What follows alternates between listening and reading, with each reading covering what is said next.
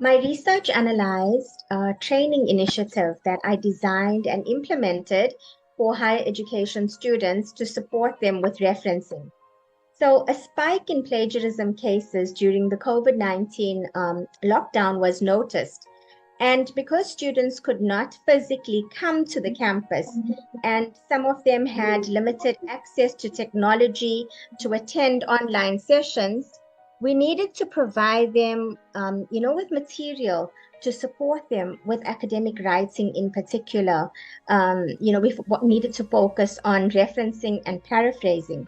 So, in this research, I wanted to see if the material that I developed had any impact on reducing the number of plagiarism cases at the institution where the study was conducted.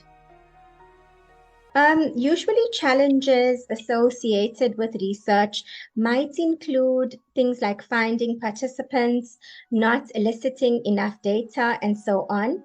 However, for this study, I needed to think creatively and out of the box in an unprecedented time and find a way to try and reach students who I would normally simply invite into a lecture room for a workshop. So, also challenging with this particular study was when the data revealed that the initiative did not have the impact that I was aiming for. However, this gave me the opportunity to explore deeper and then find reasons for this phenomenon. I've always played an active role in students' academic writing development. So, when it was found that there was an increase in students being penalized for plagiarism, a gap in our student support was foregrounded and action needed to be taken. So, a natural step after implementing the initiative was to measure its impact.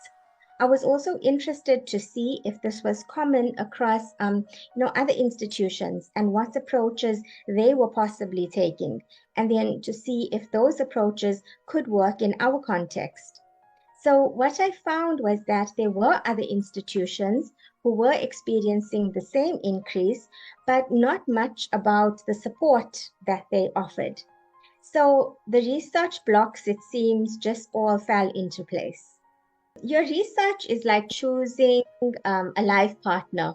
If you don't find it interesting, you are going to be doomed. So, my advice is choose an area that excites you and that you want to learn more about to ensure that you see it to the end. And most important, don't be intimidated when you realize that the more you are reading and researching, the less you know about the topic.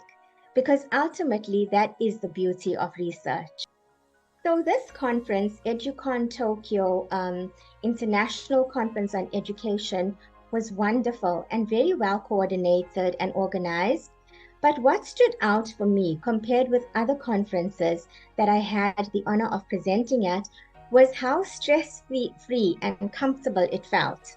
So what worked really well was the recordings of the presentations that are sent ahead of time, and then the chairperson plays them during your slot.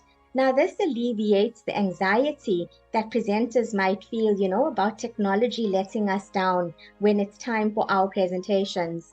And then I also found the team activity gave attendees the opportunity to become comfortable with each other. So when questions were asked and posed at the end of presentations, it was like you were speaking with someone you know. So, thank you to all involved for an informative, engaging conference and overall great experience. I would strongly recommend and encourage other researchers to participate.